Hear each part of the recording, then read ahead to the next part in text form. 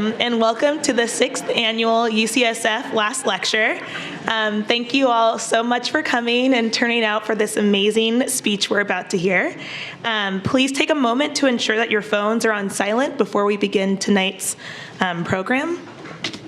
So we began the process of tonight's last lecture months ago when the student governments from each school were asked to help put together a nominee list. From this list, hundreds of students from all of the UCSF programs voted. The winner of that vote is our speaker tonight, Dr. Howard Pinderhughes.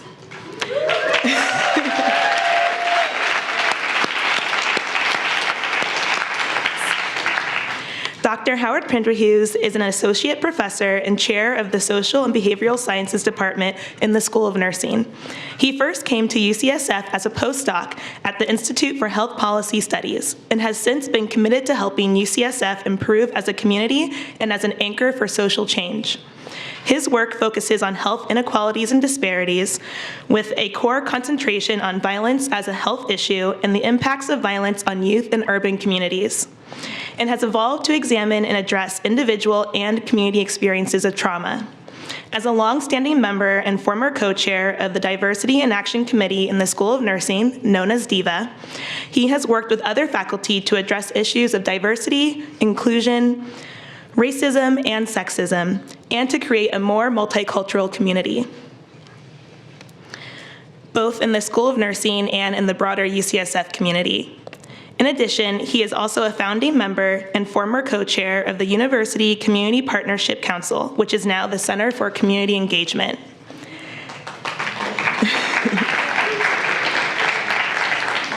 He has also been engaged in national policy work as a lead partner in Unity, Urban Networks to Increase Thriving Youth, which is a CDC-funded national initiative for comprehensive violence prevention in the nation's largest cities.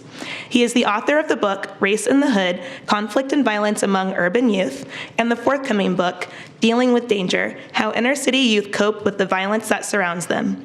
His career is an exemplar for students who are interested in combining their scholarly, academic work with issues of social justice to work in diverse settings and have a lasting positive impact on both a local and national scale. And so, on behalf of the UCSF student body, I asked Dr. Pinderhughes, if you had one lecture to give, what would you say?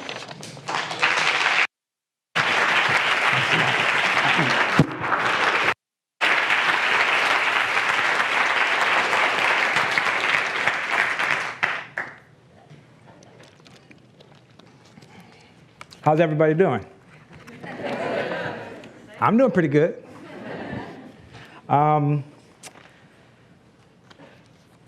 First of all, thank you, Gia, for the beautiful and wonderful introduction. And I want to thank the students for allowing me to spend a little bit of your time talking about some important things.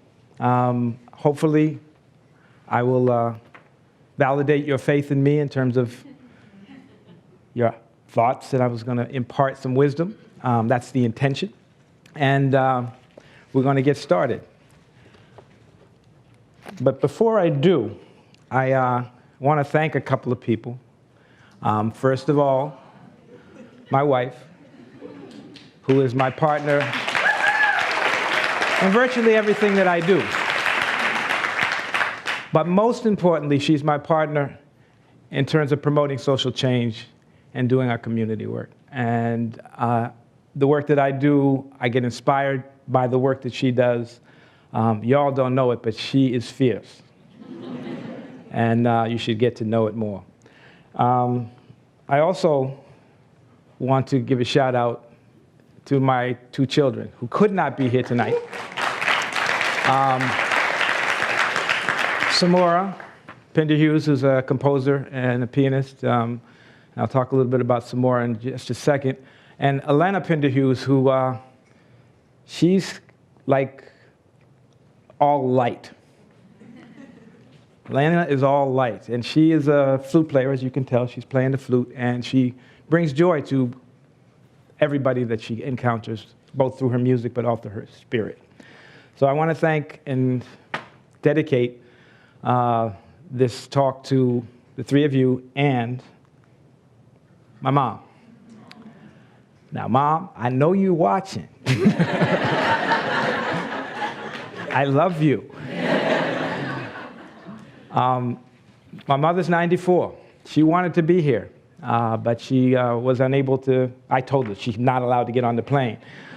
But she's watching, and she is, along with my father and my entire family, are my inspiration and a lot of the reasons why I do what I do and how I do it. So, I'm going to read my talk. Just kidding, just kidding. I've got a few notes, but I'm probably not going to read it. The prompt for this, everybody knows what it is, right? It's, if you had just one last lecture to give, what would you say? That's a daunting, daunting prompt. It's like, I get to talk, then fade to black. That's very, very intimidating, and it causes you to become philosophical. I've spent the last couple of weeks thinking about my life, thinking about what's my purpose in life, and thinking about why are we here? What were we put on this earth for? And what came to me, for me, it's many things, but two proverbs or principles came to mind. Kuumba, which means creativity, but not just creativity in terms of creation for yourself and expression, but it encourages us to always do as much as we can and do it the way we possibly can in order to leave our communities and our earth better than we found it. And that, to me, is a fundamental principle we all should live by. Unfortunately, it runs counter to the core principle of capitalism, which is short-term profit. But this, I would urge you to hold tight to as you think about the work that you do. And the second is an Iroquois maxim, which is, in our every deliberation, we must consider the impact of our decisions on the next 7 generations. Now, when we talk about that, it places a very, very clear responsibility and burden on us about what is the impact of the work we do and how we do it.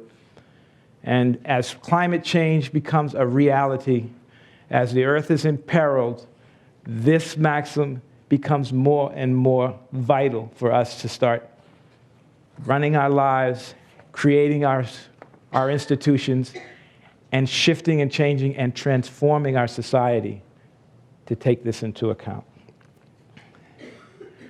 So, I've shaped this last lecture from 2 of my most important teachers.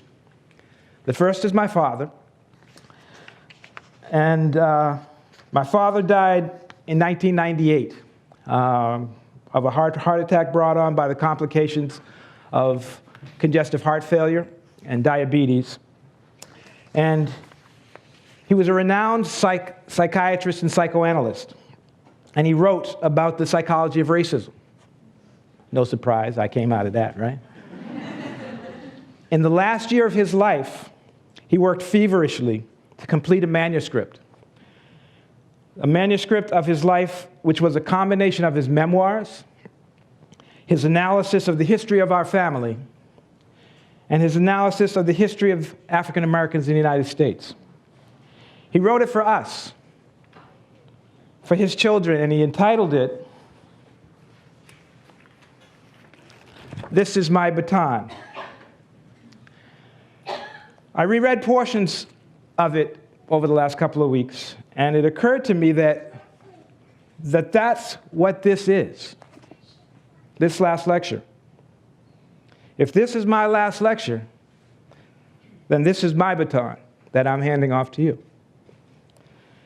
And he wrote these words to myself and to my siblings, and I'm going to read a little bit. It said, "Dear Howard, Howie, my son, Life is a multi-generational medley relay. We receive, we give, we pass on for others, whatever momentarily has been a part of us. Life processes and restructures the environment and itself in infinite ways that remain a mystery to human consciousness, which itself is only one of life's many products. It is wonderful that for a while we can be part of it. As you participate in this saga where quadrillions of batons are being received, carried briefly, and then passed on, I hope and pray that you experience in your life the love, the joy, and the sense of fulfillment you would like to receive. So I wish that on each and every one of you. But there's more. And part of that is reflected by the other person who is one of my important teachers. Where'd he go? Oh, you've already seen him. That would be my son. Samora has been an inspiration to me because of the work that he does and the way he does his work, trying to promote social change through his art. He recently completed and released the Transformation Suite, which is his 6-part jazz suite about the need for social change and transformation in the U.S. The suite is organized in 5 parts, and this is the 5 parts that I've organized this talk. Transformation, history, cycles, momentum, and ascension. So in terms of transformation, in thinking about this lecture, I was thinking about the defining moments of my life and the experiences in my life that have contributed to the work that I do, the wisdom that I would like to pass on to you today. I'm going to share with you a few of those experiences. Can't possibly share all of them. 60 years is a long time to be walking on the planet. But these are the experiences that I feel have shaped who I am. They've shaped my formation and my transformations. But where to begin? There's so many stories and so little time. Well, I guess I should start in the beginning.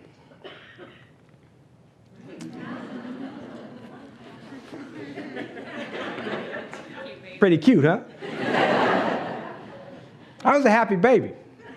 I was a happy child. I was born into a middle-class black family.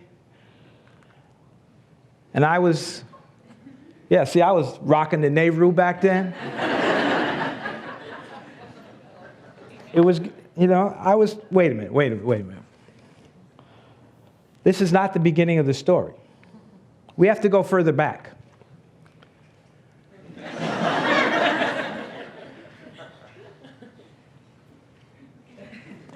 Further back than that. We've got to go back to where we come from. So I'm going to ask you, where are you from? What's the country of your origin? And I ask that very specifically. And I would like, for those of you who know the country of your background, and I'm not talking about Kansas, but the country that your ancestors came from. Stand up, please.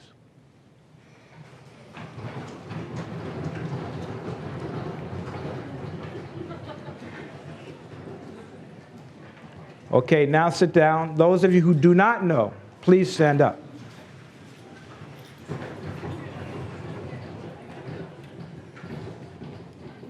Now you will notice that a large number of the folks who don't know are African American. There's a reason for that. The rest of you, I'm not sure. It might be that you were either adopted or your families did not hand things down, but this is part of the legacy. And the answer to this question has changed because of DNA testing, right? So folks know where they came from. But that testing may tell you who you are related to genetically, but it doesn't tell you who you are. In order to do that, You've got to go back.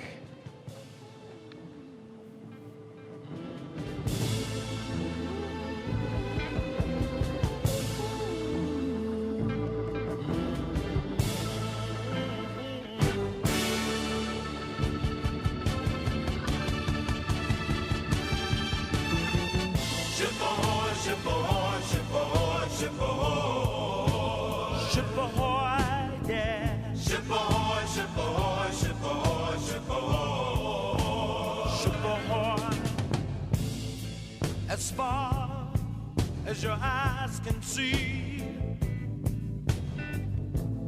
men, women, and baby slaves coming to the land of liberty, where life's design is already made. So young and so strong, they're just waiting to be saved. Oh, I'm so tired, and I know you're tired too. Look over the horizon, see the sun shining down on you. Ship ahoy, ship ahoy, ship ahoy, ship ahoy. Ship ahoy, yeah. Ship ahoy, ship ahoy. That's Letty Cloud, my great-grandmother. Now, my mother went on a search in when was it, Mom? 1973, 74. She was searching for her lineage. And it took her a month of 10-hour days searching in libraries, post offices, etc. And she finally found the document of my great-grandmother Letty, where she was listed along with the cattle as property. This is not the actual document, but this is very similar. Inventory of Negroes, cattle, and horses. And so, as you start to learn about slavery, it's somewhat of an abstraction, even for African Americans when you hear about it. But when you find your ancestors who were in that experience, it has a whole different meaning. And the concept, in fact, the reality of intergenerational trauma becomes real. And that's part of what shaped the work that I did. This is my mother's mother, my Grandma Ollie. As you can see, she's very light-skinned. That was as a result of a doctor in Donaldsonville named Adolphe Bourgeois, who had relations with her mother. Not clear whether it was forced or not. But she was a product of it and became a source of shame in her family and was sent away to live in Alabama because the family did not want her around. She married my grandpa, Joe. And I just want to tell you one story about my grandpa, Joe, that I remember. He was around 92. I actually was 89 because he died at 89. He used to walk around and he would say, "It's a shame to leave a man without a coat." We're like, "It's not raining outside, Grandpa. What's up with that?" And he kept saying, "It's a shame to leave a man without a coat." And we finally found out what he was saying. What he was saying, and it was because he was going back at that time in his dimension. He was saying, it's a shame to lynch a man without a court. So that's what, as he was growing older and sinking into dimension, that's what was his reality that he retained. So that's one half of the family. The Pinderhughes side has a slightly different narrative. Right here you have Jenny Pinder. Some of you have heard this story, but Jenny Pinder married James Hughes. That's right. Put it together and made Pinderhughes. Woman before her time. But it's also, Pinderhughes is an indigenous African-American name. Virtually all of the folks, with the exception of my wife right there, who has Pinderhughes as their name, is African-American. It's a source of pride. It's an important source of bonding for our family. And it highlights the importance of family on both sides in terms of my mother's history as well as my father's history. That's my father on the right, my Uncle John. This is my grandma Gladys and my grandpa Charlie. Now, I put this up because I want to tell a little bit of a story about the legacy of struggle that we have in my family. Gladys went to Sargent College in Boston in 1916 to 1920. She was there and was part of the Afro-American Student Society, which worked with William Monroe Trotter. And at that time, Birth of a Nation came out. Y'all know what Birth of a Nation is? How many people have seen Birth of a Nation? It's a hard thing to see, but you all should all see it. Birth of a Nation was a film that was made by D.W. Griffith to glorify and justify the Ku Klux Klan in the 1920s. And it served to elevate them in the minds and populace, particularly in the South, but across the country. So it was released in Boston. My grandma Gladys went with her compadres in the Afro-American Student Society, and they got tickets to the balcony. They wouldn't let Negroes in the bottom floor. In their pockets, they had eggs and they had tomatoes. When the curtain opened up, they rained down with those eggs and tomatoes. We ran out the back side door. Nobody got caught. So that was my grandmother. Yeah, you can clap for my grandmama.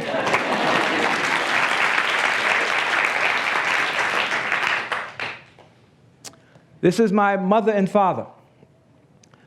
My father, I mentioned, was a psychiatrist and psychoanalyst at Boston University and Harvard.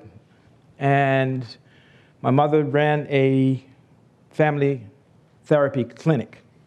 But they also were very, very active through Freedom House in Roxbury.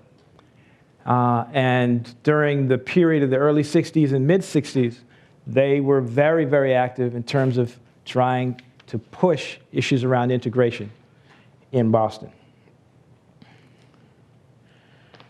That's my family.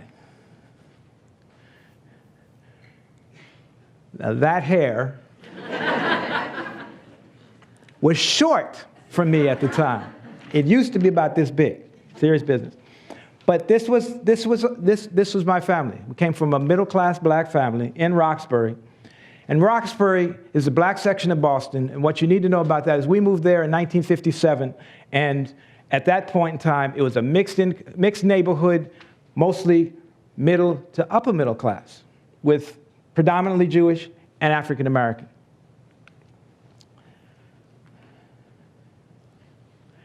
As the civil rights movement got started, that was part of my experiences and upbringing. We went to the March on Washington as a family.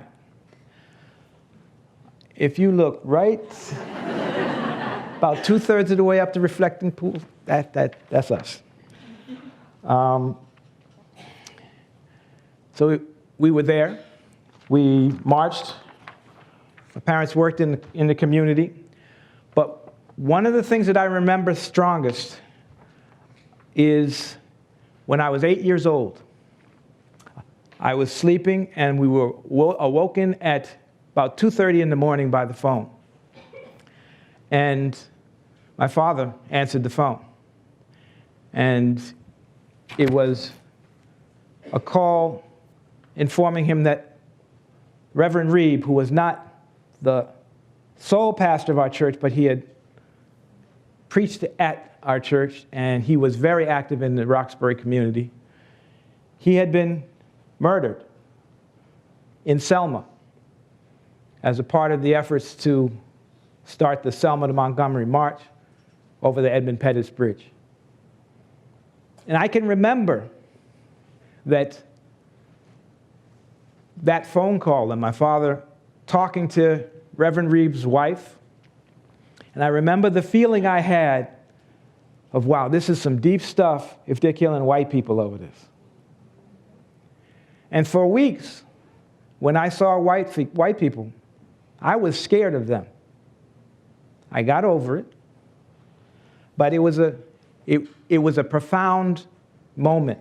It was also profound to understand that there are allies in the struggle who are willing to lay their life on the line for social justice.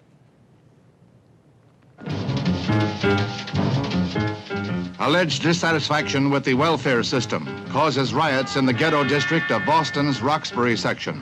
Stores were smashed, burned, and looted in 3 nights of violence. An angry mob estimated at 1,000 persons marched through the streets, throwing rocks and bottles at police, setting buildings on fire. It's Boston's first full-scale riot since the start of national racial tension. Police were not the only target for hoodlums. One rooftop sniper wounded a fireman while he fought the flames. Over 40 persons were arrested. They'll be arraigned following a cooling-off period. Boston's Mayor Collins called an emergency meeting with Negro leaders.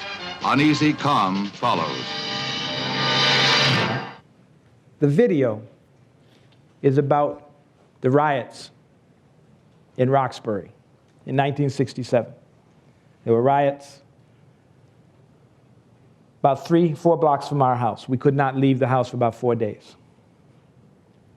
And you'd look out the window, you could see the glow of the fires. You could hear the noise. You could hear the gunshots.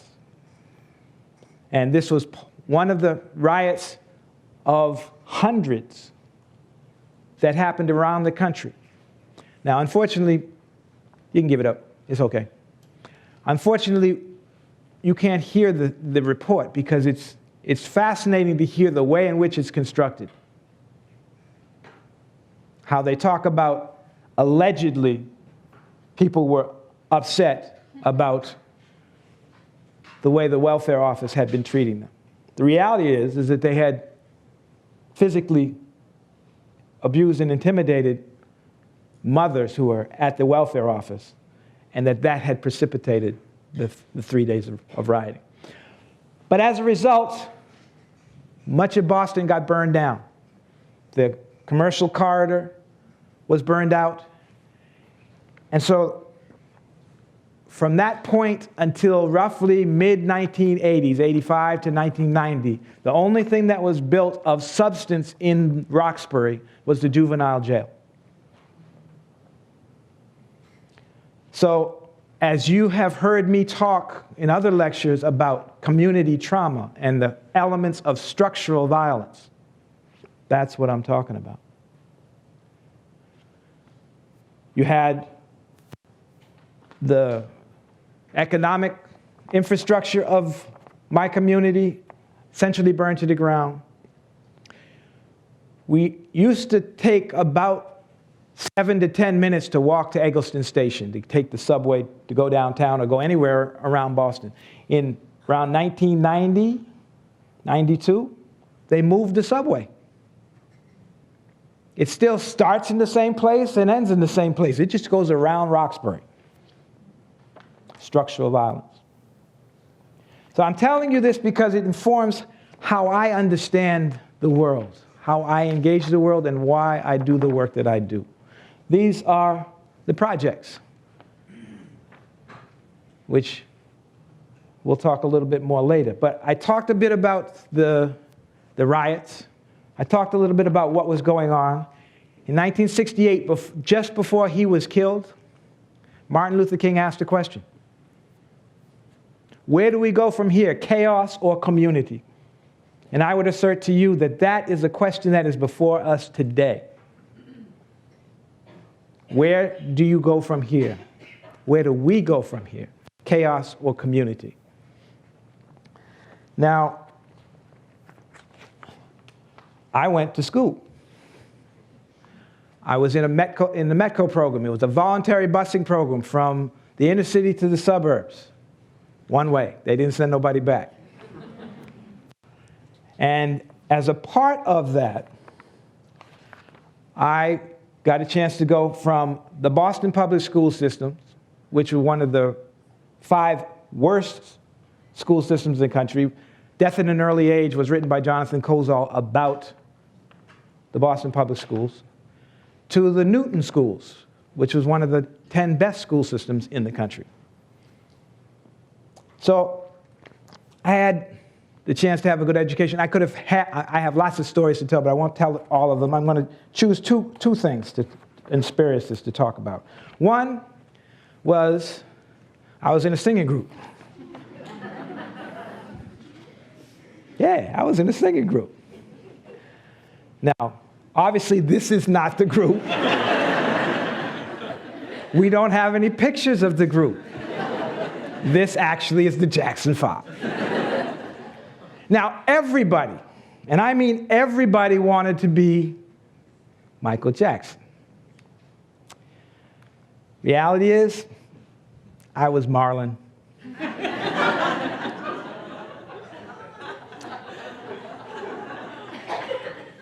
But we won several talent shows, and I can't resist, so. This is dedicated to my daughter, Elena. There we go.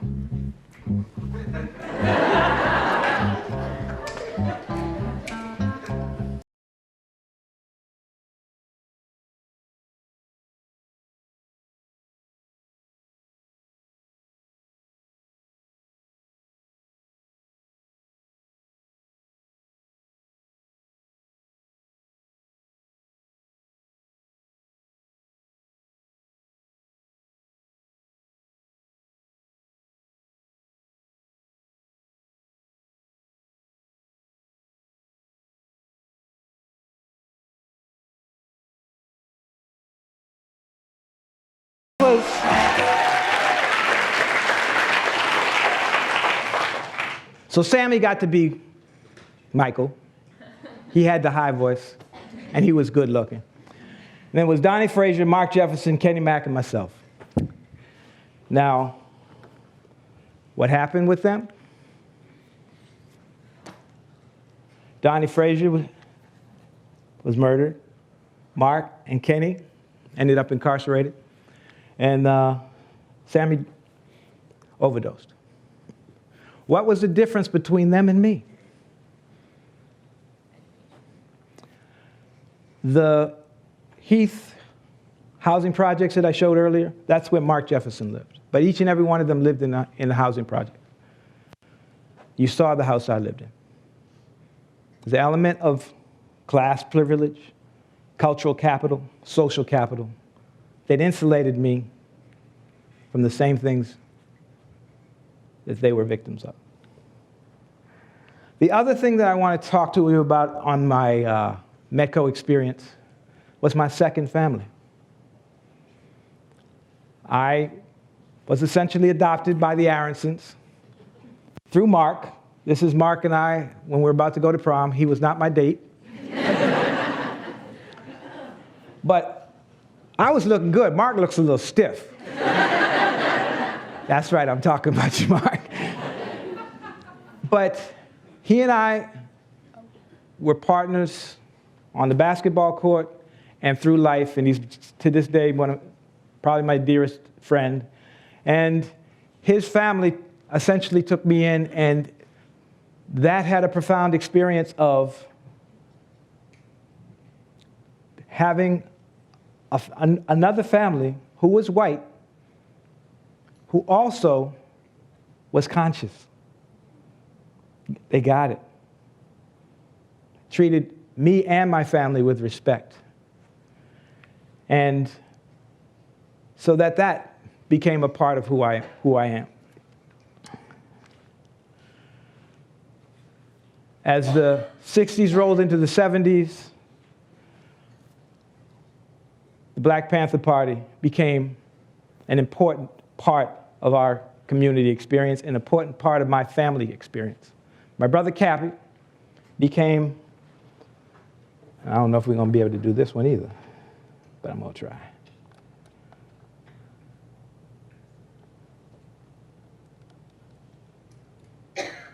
See, I have some dynamite music, y'all. You just don't know it. My brother Cappy became the lieutenant of information in the New Haven chapter of the Panther Party. And it was a time, for those of you who are students and young, it was a time of optimism, it was a time of struggle, it was a time of belief in the possibility and the potential of revolution. Didn't happen. But we came through that struggle with both large amounts of trauma, but also with an understanding of the possibility and potential that we had as a movement. And so that I would urge you to study a little bit and understand. When you look at the 10-point platform of the Black Panther Party, it's relevant today. And it speaks very much to some of the things that many of you are trying to do in the communities that you're doing your work. How'd Denmark get in there? I went to Denmark and lived there for 3 years. First as a student, and then I went back and worked for something called American Pictures, which was a multimedia show and book about racial and class oppression in the United States and the need for change. To this day, it's probably the most impactful and powerful presentation on race and racism that I've ever seen.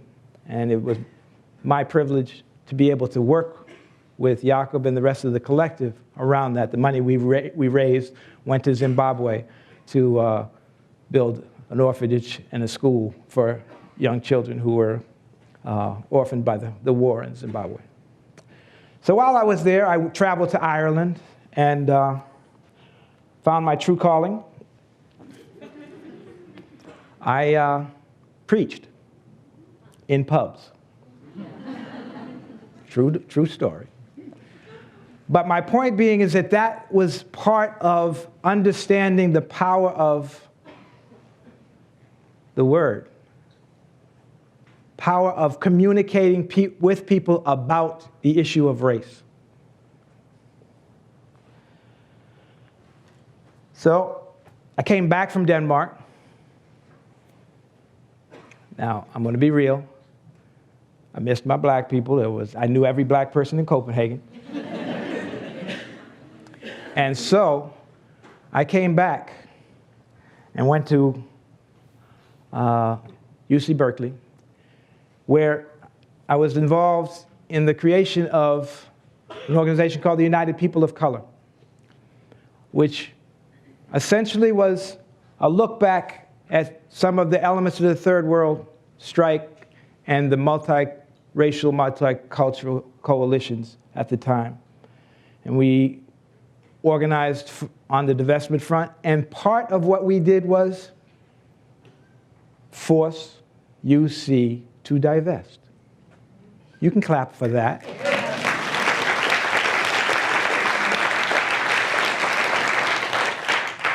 And we had a feeling of power, a feeling of purpose, and a feeling of success that it was possible. Now, South Africa certainly has its problems, but apartheid is not one of them at this moment in time in history. And we were part of that. I say that because as students, and I'm speaking to the students now, you need to understand the power you have. And I'll speak a little bit about that later. Went on to do work in New York City on race and race relations among young people and racial violence. And that was how I entered into looking at the issue of youth violence more broadly defined.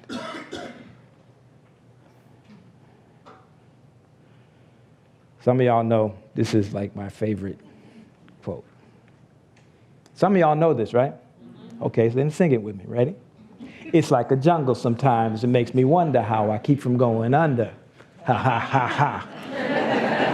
There you go. That's what I'm talking about.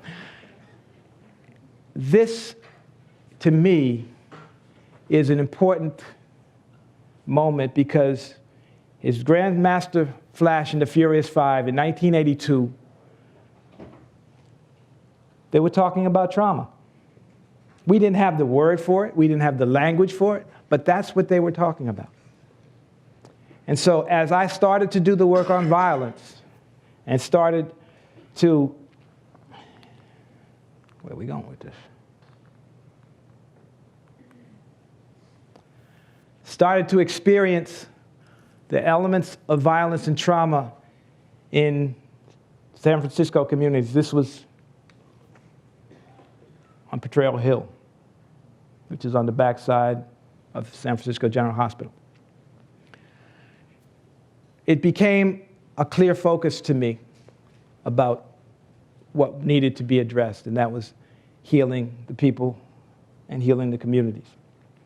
Now, at that time, my wife and I and our children went to live in Cuba. We were there for 6 months, and I could tell story upon story upon story, but what I really want to impress upon you was the importance of understanding the value of community and the value of solidarity. Because I went there looking for youth violence, because that's what I worked with. And ultimately what we found was they didn't have any. And so we had to ask the question, well, why? And the answer that we came up with was that the communities are so intact and so resilient that they're able to handle the types of problems that young people and children are subject to. I'm not saying it's a perfect society, but what I am saying is they got two things right, very right, education and health. And that's a bedrock for any society, should be, is health equity and equal education and opportunity. They got that right. So where does this bring me? To Ascension. To how are we going to move forward and upward? Now, part of it is continue to do the work in the community, with the community, taking leadership from the community around what needs to happen.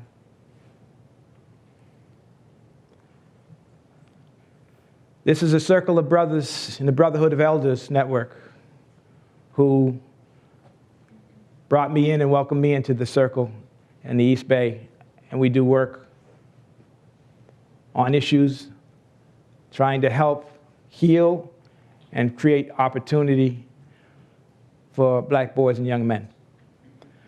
We got a couple of our folks here, Greg, Quayle. Thank you for coming. I shout out to the Brotherhood of Elders because this is indicative of the type of healing of community that we need to do. Reconnecting intergenerational relationships, supporting each other in the types of work and activity that needs to go on, and reaching out and reaching down and pulling up those who are having trouble and problems, whether it be on the street or incarceration or in your family. That's part of what we need to do. So you work in the community, you have to do the policy work. I work with the Prevention Institute around doing policy on violence prevention, promoting health equity. Part of my message to you all is, you got a lot of work. You can't just work on one front. It's got to be multiple fronts, because we're in some deep stuff, y'all, right? And I know 3 months ago, a lot of y'all had a hard time getting out of bed, right? Tell the truth. Some of y'all were like under the covers and like, nah, I'm not getting out. I'm going to say something now that you can reflect on what I've said thus far. Most of the African Americans I know, we got out of bed. We were like, okay, this is the end of fourth Reconstruction. And that after the end of each Reconstruction, we got our stuff together and we moved forward. And that's what we're going to do. So that's part of it. So, community front, the policy front. But y'all are here at UCSF. So what is it that we need to be thinking about here at UCSF to achieve the social change that's necessary in our society? How do you be a physician and an activist? How do you be a scholar and an activist? How do you work with communities as a part of the community? How do you take leadership from the community? And particularly, how do you take leadership from youth? It all comes down to health as far as we're concerned here at UCSF, right? What would happen if we started with health for all as a value, as the value? Health equity as a fundamental principle, with a core value of health as a human right. There are certainly nations that do that. Cuba is one of them. This requires fundamental change, hence the name transformation. It requires transforming the way in which we think, the way in which we act and work together, and the daily way in which we relate to each other. Fundamental change requires that we not only heal individual lives, which we are very good at here at UCSF. I want to give everybody their props. We heal people.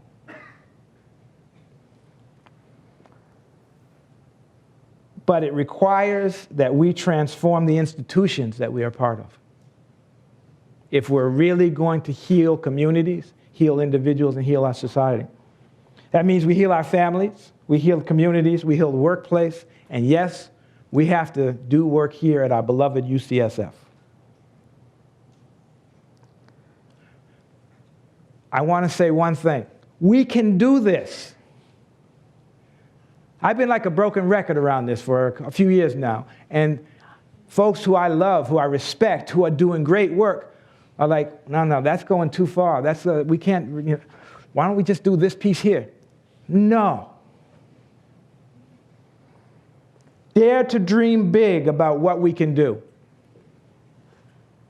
Dream as big about our ability to transform the social elements and determinants of health as we do about stem cell science, as we do about revolutionizing precision medicine and finding cures for cancer and Alzheimer's. We can transform medical practice. We can prevent disease and promote health by achieving health equity. We can do this. How? By devoting the awesome resources and power of UCSF toward improving the social determinants of health, of the most underserved, the most highly impacted, the most traumatized, and the most endangered communities in San Francisco and the Bay Area. What I learned as a student in the anti-apartheid movement in Berkeley is the power of youth and students to promote social change. So I'm again speaking to the students among us now. You have more power than you realize. Over the last 3 years, UCSF has embarked upon important initiatives to improve diversity in our institution. And I want to recognize the commitment of Chancellor Hargood and our EVC, Dan Lowenstein, and the activists of staff and faculty for these efforts. But I want most of all to thank you students for waking us up.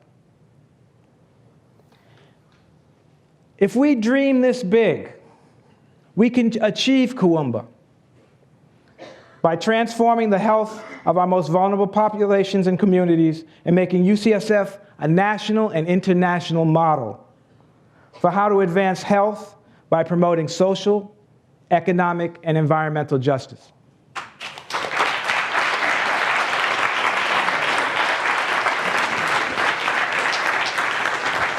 Now, how cool would it be for UCSF to receive a Nobel Prize for significantly reducing health disparities in San Francisco?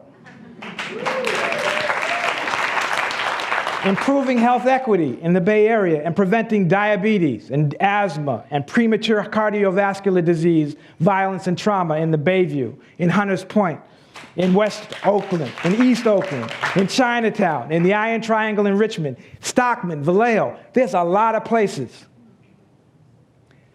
As we have expanded at Mission Bay, we've had an impact on that community, displacing folks. That's why I include Stockton and Vallejo. So we have a responsibility to engage this issue head on. And we can do this. Don't let anybody tell you we can't. So that's it.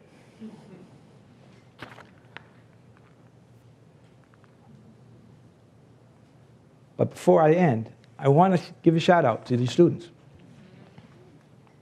Because you clearly did light a fire under a lot of us here at UCSF.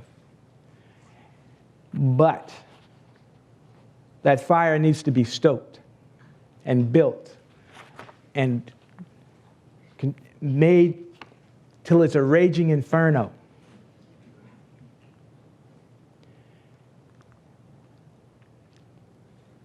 And Black Lives Matter, yeah, that is an important movement and concept. But it doesn't just mean the right for black men not to get shot. It means the right for everybody, but black people in particular, to have opportunities to thrive, to live healthy lives, and to have jobs that are a living wage. At UCSF, we should not have a single employee who is not paid a living wage.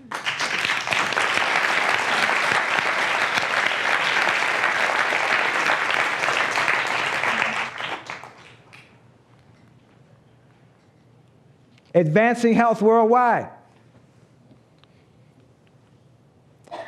That doesn't say curing disease worldwide, which we do, but in advancing health, we all know that what that requires is that 75% of the variance that comes from the social determinants of health. That means if we're serious about advancing health worldwide, we have to impact the housing, we have to impact the economic opportunities, we have to impact the built environments, we have to impact all of the elements that go into healthy communities. And we know what they are. Now, UCSF is the second largest employer in the city and county of San Francisco. We spend billions of dollars on procuring goods and services. We could break off a corner of that and handle some of the problems in Bayview Hunters Point. So,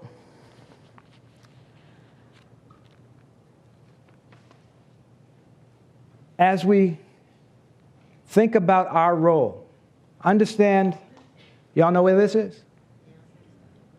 That's Potrero Terrace. That's up the hill from San Francisco General Hospital.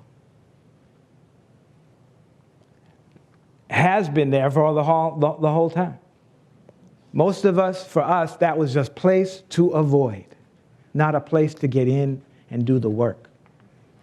Now, the city is stepping up and starting to replace some of the housing, but we still have areas in Hunters Point, and there's still issues about displacement in terms of that replacement process.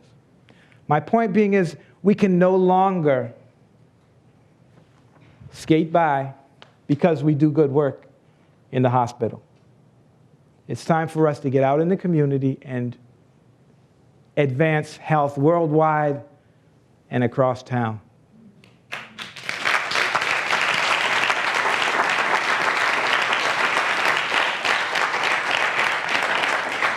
UCSF, as the anchor to promote and sustain the social, economic, and environmental health of poor and working class communities in the San Francisco Bay Area. That could be our tagline. How about that as our next brand?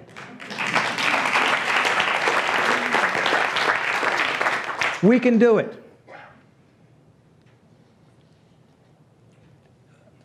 In closing, I just want to say, the baton is yours. Take it and run with it. Thank you.